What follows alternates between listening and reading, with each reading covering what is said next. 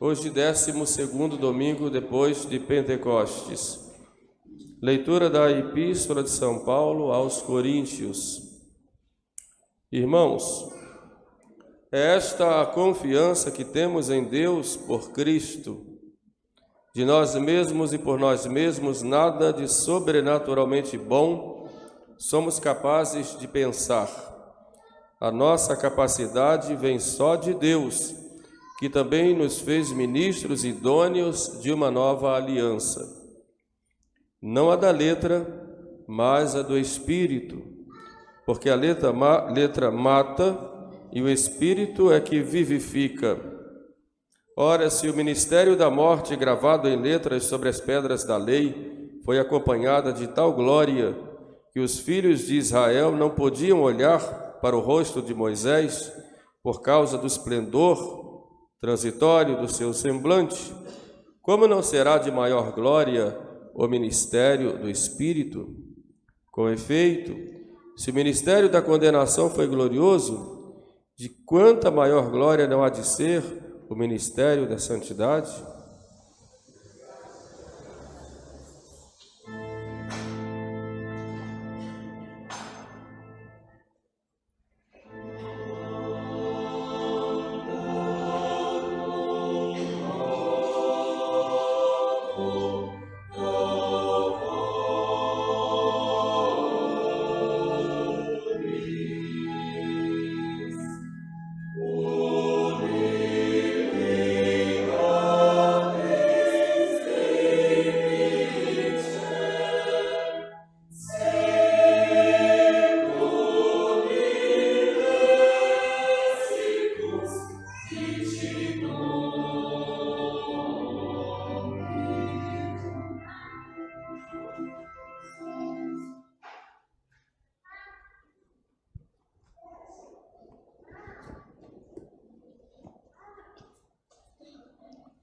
Proclamação do Evangelho de Jesus Cristo segundo São Lucas.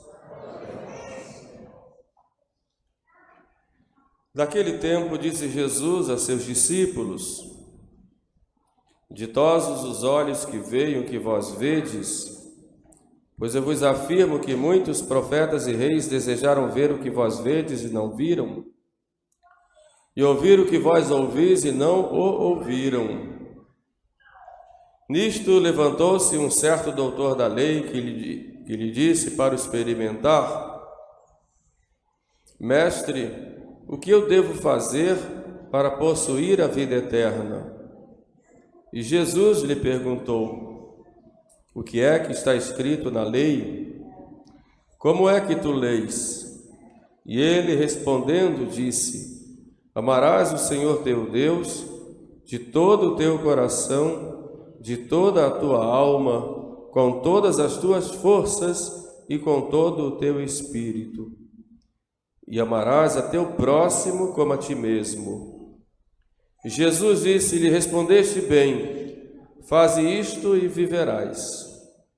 Ele, porém, querendo justificar-se, disse a Jesus: E quem é o meu próximo? Jesus, então, tomando a palavra, disse: Um homem descia de Jerusalém para Jericó e caiu nas mãos dos ladrões, que o despojaram. Além disto, depois de o terem espancado, retiraram-se, deixando-o semi-morto. Aconteceu, entretanto, passar pelo mesmo caminho um sacerdote. Viu-o, mas passou de largo. Igualmente, um levita de passagem por aquele lugar viu-o também, mas passou adiante. Um samaritano, porém, que ia seu caminho, chegou perto dele e, quando o viu, encheu-se de compaixão. Aproximou-se, pois, e ligou-lhe as feridas, deitando-lhes em cima azeite e vinho. Em seguida, lá o acomodou sobre a sua própria montada e levou à estalagem e tratou dele. No dia seguinte, puxou por 2 dinheiros, deu-os ao estalajadeiro, dizendo: Trata dele e tudo o que gastares a mais eu te pagarei quando voltar a passar.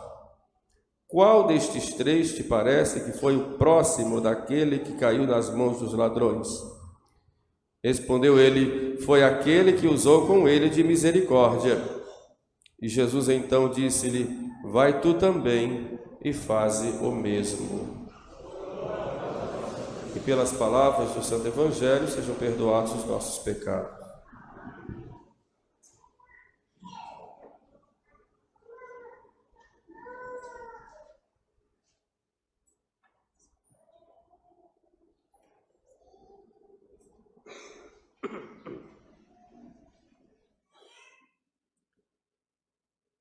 Quando Jesus foi nomeado quando São João Maria Vianney foi nomeado para o lugarejo de Ars, o vigário-geral lhe disse: em Ars não se tem muito amor de Deus.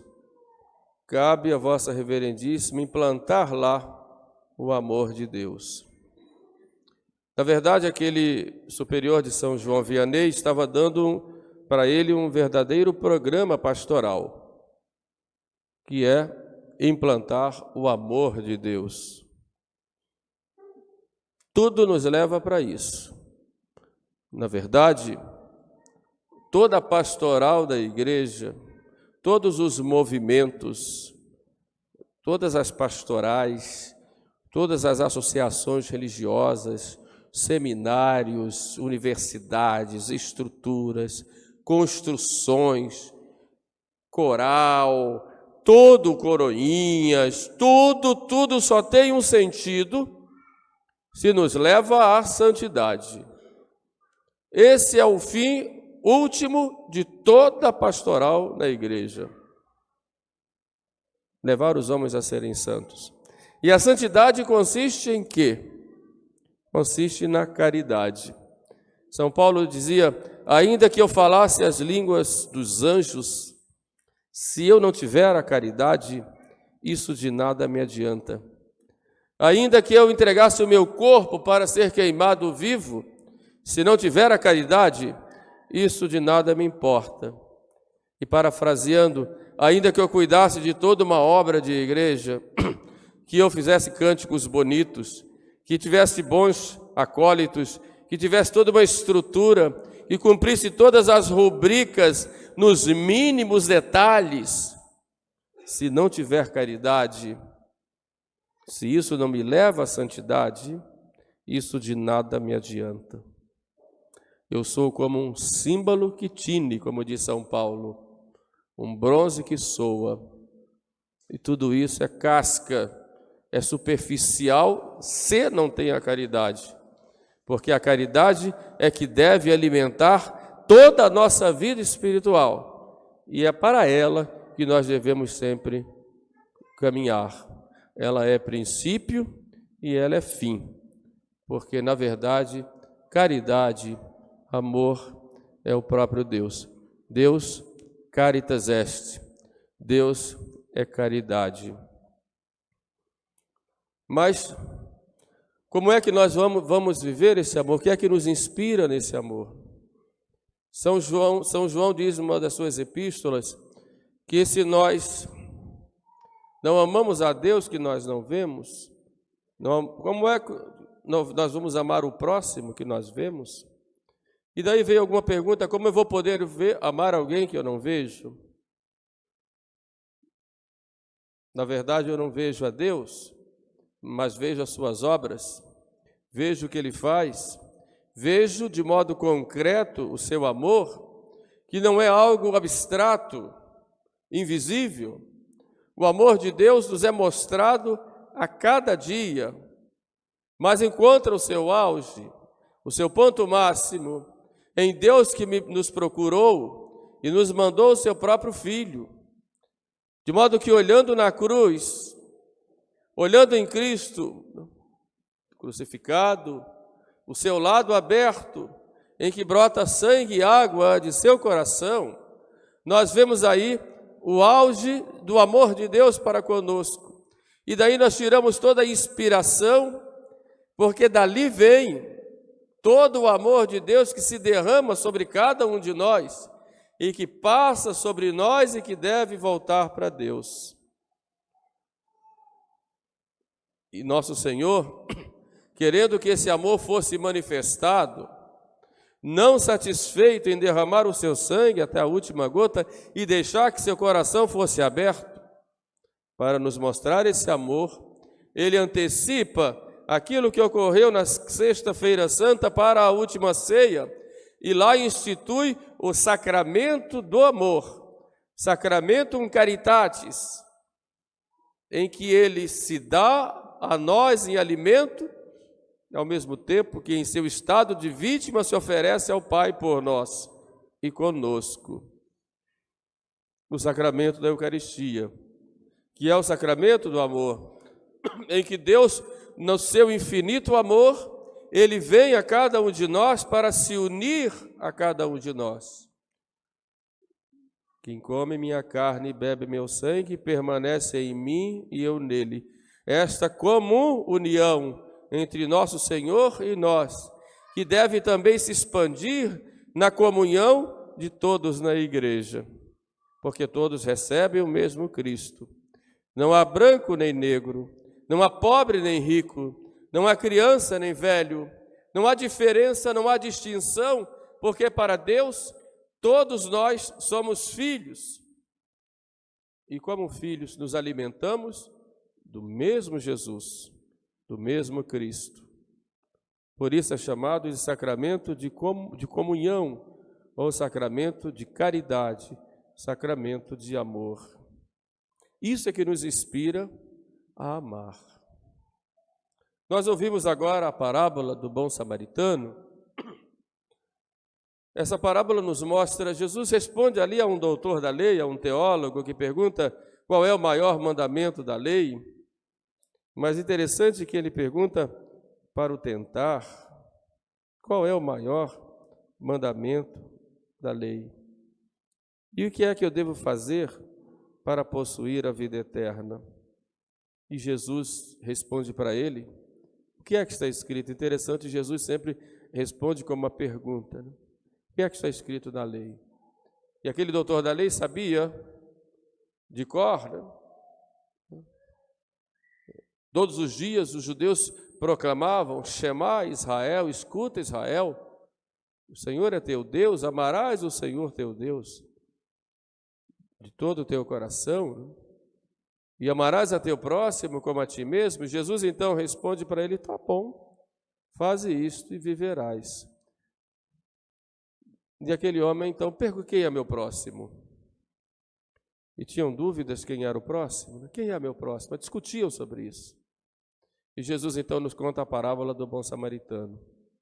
Um homem descia de Jerusalém para Jericó, esse homem é Adão, que desce da graça e cai no pecado. E fica sujeito ao pecado, sujeito aos ladrões, que são as paixões desordenadas, ou o demônio, como queiramos entender. O fato é que esse homem cai. É cada um de nós que desce da graça de Deus, que é Jerusalém, e vai para Jericó, que é o fundo do poço. Somos nós, né? Com todos os nossos sofrimentos morais, espirituais, físicos, não é? E vem um sacerdote, e vem um levita, que eram homens da lei também, mas homens envolvidos com o culto, mas para não se mancharem, tiveram mais preocupação com a pureza legal do que com a pureza real. Então olharam para aquele homem e tiveram até compaixão, mas passaram ao largo. Depois vem o samaritano, que na realidade aí representa o próprio Cristo, que se faz homem para nos resgatar, nós, pobres filhos de Adão caídos, né? E nos pega nos braços e nos entrega à igreja, para que a igreja cuide de nós até ele voltar no último dia.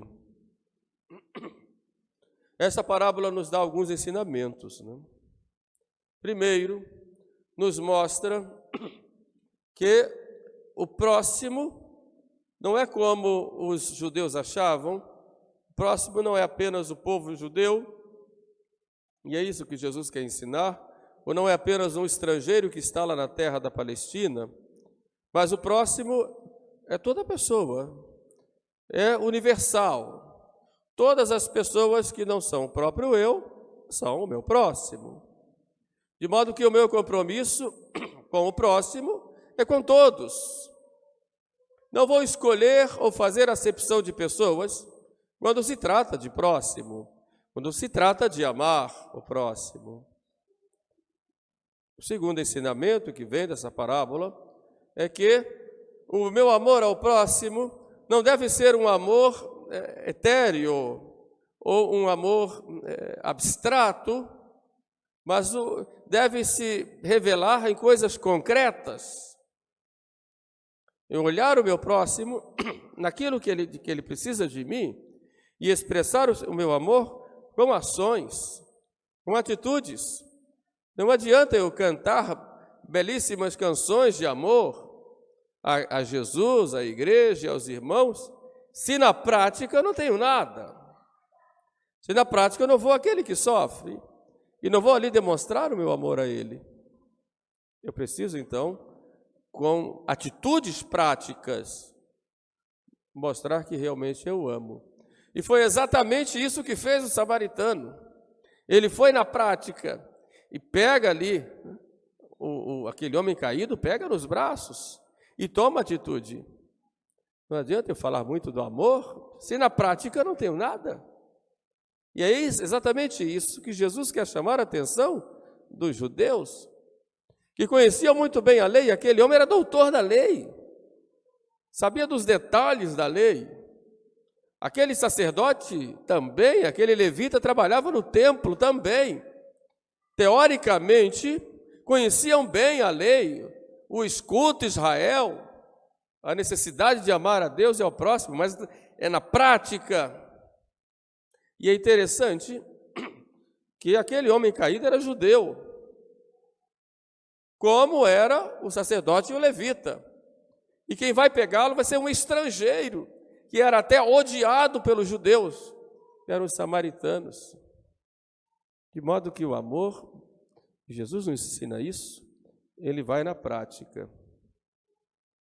Mas como é que nós vamos praticar esse amor? Eu penso em 3 coisas. Primeiro, a compaixão. Segundo, o compromisso.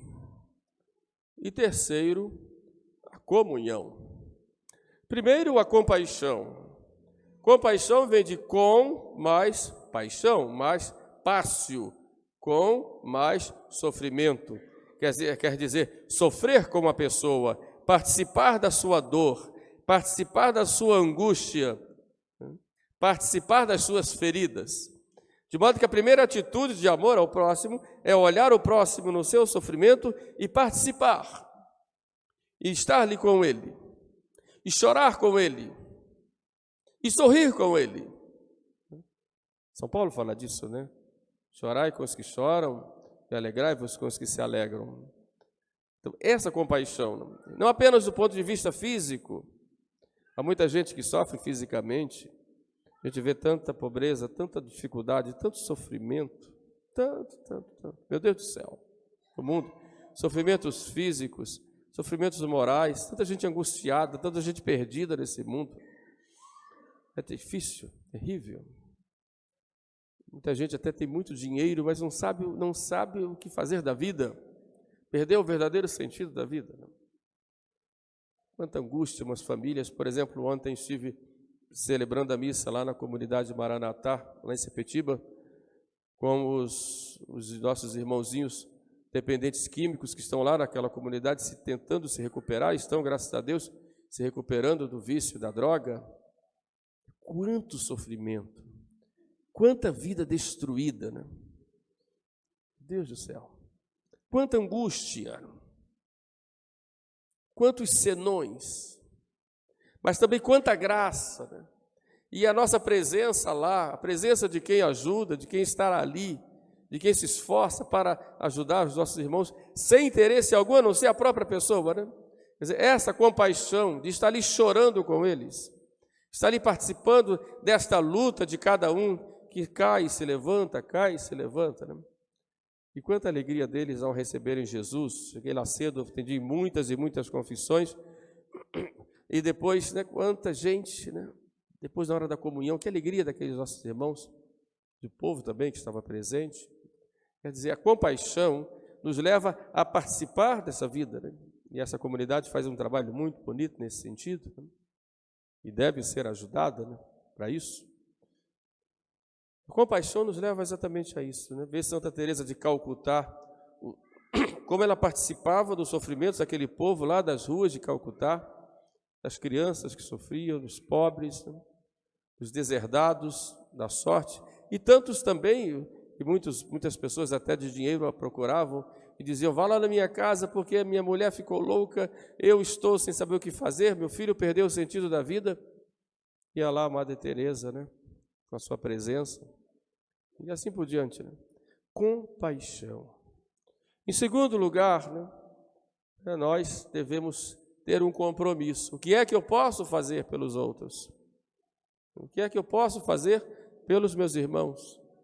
E o sentido que nós temos como cristãos é o sentido do próprio Cristo. Tive fome, me deste de comer. Tive sede, me deste de beber. Estive nu e me vestistes. Preso ou doente, fostes me visitar.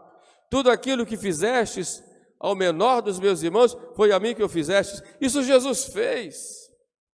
Caminhou nas estradas e nos caminhos e as iagas de Palestina, curando aqui, acolhendo acolá, amparando do outro lado, consolando.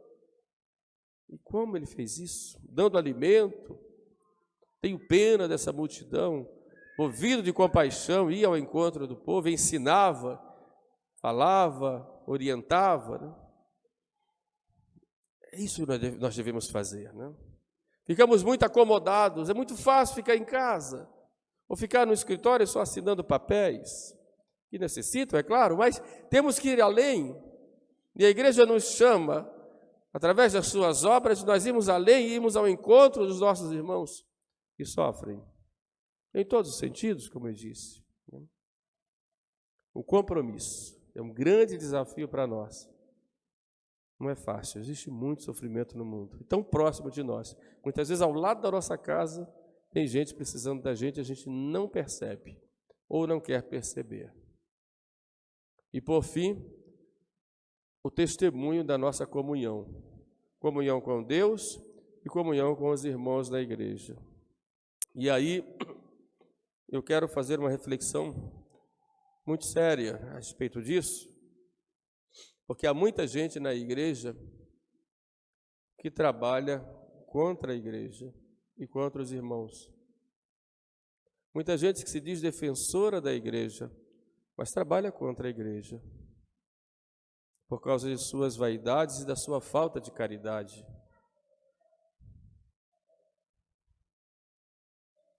Nós vivemos esse tempo hoje, sobretudo nas redes sociais, quantas críticas nós recebemos. Quantas críticas. Como se julga tudo e a todos. Se julga o padre, julga o irmão, julga até o Papa. E não só o atual, mas os outros. Gente que muitas vezes aparece defendendo a ortodoxia católica como um grande tradicional, defensor da verdade, e não tem um pingo de caridade com ninguém. Enxovalham, desmoralizam, humilham, caluniam. Isso nas redes sociais. Vão lá no Facebook e detonam a tudo e a todos. Quando não insinuam mentiras ou maldades, em nome de uma defesa da igreja. Isso nos meios tradicionais é um verdadeiro veneno, uma verdadeira praga. Uma verdadeira praga. Por isso eu quero abrir os olhos aqui, sobretudo dos jovens. Cuidado com esses comentários que se fazem nessas redes sociais de pessoas com sites ou blogs ou perfis querendo defender a igreja dita tradicional, porque não existe igreja tradicional, existe igreja católica, que é atual e é de sempre, né? Mas que vão enganando muitos jovens que, com sua boa vontade e seu desejo de fazer o melhor, terminam caindo e julgando a tudo e a todos. Nunca julguem da consciência de ninguém. Ninguém tem o direito de fazer isso. Da consciência, só Deus julga. Só Deus. E você não é Deus. E quando você joga isso no ar, você é um irresponsável, porque não sabe o que está falando e está enxovalhando qualquer reação saudável dentro da igreja. Por isso, tomem muito cuidado com esses comentários que se fazem de julgar pessoas da igreja e atacam a tudo e a todos. E se tem alguma razão, terminam perdendo pela falta de cuidado, pela falta de respeito e pela falta de profundidade. Porque ficam mais preocupados com minúcias e vão às últimas consequências. Um jovem, por exemplo, outro dia veio falar comigo para criticar a missa tradicional, como nós celebramos no Missal de 62, dizendo que aquilo já foi fruto de mudanças e que no tempo de Pio XII, as reformas que Pio XII tinha feito, de Semana Santa e tudo mais, de missa dialogada, já era fruto do modernismo que já tinha penetrado naquele tempo na igreja, porque lá tinha um tal de Bonini, que era um padre que ficava fazendo essas coisas para Pio XII. Que absurdo! Quer dizer, eu falei, eu quero lá saber de Bonini, quero saber disso, eu quero saber de salvar as almas. Olha quantas pessoas estão esperando para confessar, tantas pessoas que a gente tem para salvar. Vai ficar preocupado com o Bonini, que já morreu, que Deus o tenha lá, que tenha sido salvo. Olha para isso. Quer dizer, de uma falta de caridade e de uma superficialidade. Daqui a pouco vão dizer que Jesus Cristo celebrou a missa de São Pio V. Claro que não. Que se quer voltar, vá ao tempo então da última ceia. Todo mundo em aramaico em torno de uma mesa. Só que a igreja, ela vai, no passar do tempo, ela vai acrescentando, ela vai se enriquecendo com a própria liturgia. Aquilo que é principal continua, mas a igreja vai se enriquecendo com o tempo. Por isso Jesus Cristo deixou o Espírito Santo cuidando da igreja, para que não houvesse desvios nesse ponto, e aquilo que vem oficialmente, o Espírito Santo não deixa que erre, ou então fecha a igreja e vai todo mundo para casa. Mas não é assim. Nós temos que confiar na igreja, e que a igreja é santa na sua essência, e que o Espírito Santo é quem guia. Mas essa mentalidade leva a uma falta de caridade tal que a pessoa fica atrás do seu computador julgando a todos e fazem grupos só para enxovalhar como verdadeiros fariseus e julgando as nossas atitudes. Como a gente passa por isso? Eu, graças a Deus, não sofro mais disso, não. Graças a Deus, não sofro. Só estou chamando a atenção porque quem faz isso vai se condenar, vai para o inferno para não fazer. Mas eu não sofro, graças a Deus, diferente. Depois de tantos anos de padre, a gente nem fica com couro de elefante, né? Pode bater à vontade que ele não sente dor, né? Mas faz o mal, sobretudo a quem está se convertendo agora. Então é preciso tomar muito cuidado nesse sentido. Imagine, Jesus Cristo foi visitar Mateus, lá, o publicano, almoçou com eles. Se fosse fazer isso, até Jesus Cristo iriam atacá-lo. Jesus Cristo acolheu Madalena, estava lá com aquela mulher. E por aí vai. Fui no banquete na casa de Simão. Né? Tocou no filho da viúva de Naim. Não pode, ficou impuro. Essas coisinhas que é de uma falta de caridade muito grande. Então nós temos que ter muito cuidado. É tão importante a caridade na nossa vida que nosso Senhor disse que se você tiver para receber Jesus ou tiver no altar para oferecer o seu sacrifício, se você se lembrar que você tem alguma coisa, se seu irmão tem alguma coisa contra você, vai primeiro se reconciliar com ele. Então é a importância que nosso Senhor dá para o coração puro, para o coração que desapegado e que viva no amor. Porque a única coisa que importa é amar a nosso Senhor e amar os nossos irmãos por causa de nosso Senhor, que nos leva exatamente para ali, para a cruz.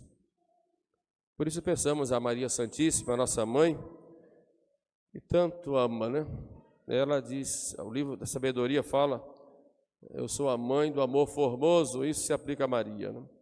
E que nós tenhamos esse grande amor a Deus. Amar, como dizia Santa Teresa de Calcutá, amar até doer. E viver esse amor, viver essa entrega do amor em todos os momentos da nossa vida. Para que assim um dia lá no céu possamos estar juntos. Lá no céu ninguém tem fé, não precisa. Não tem esperança, também não precisa. Mas lá no céu a gente tem o amor, tem a caridade, porque a gente tem Deus. Isso é que importa. Essa que é a religião que nosso Senhor fala através de São Tiago, né? Amar a nosso Senhor, amar os irmãos, amar a igreja. Amém. Fiquemos todos de pé, então. Vamos agora professar a nossa fé.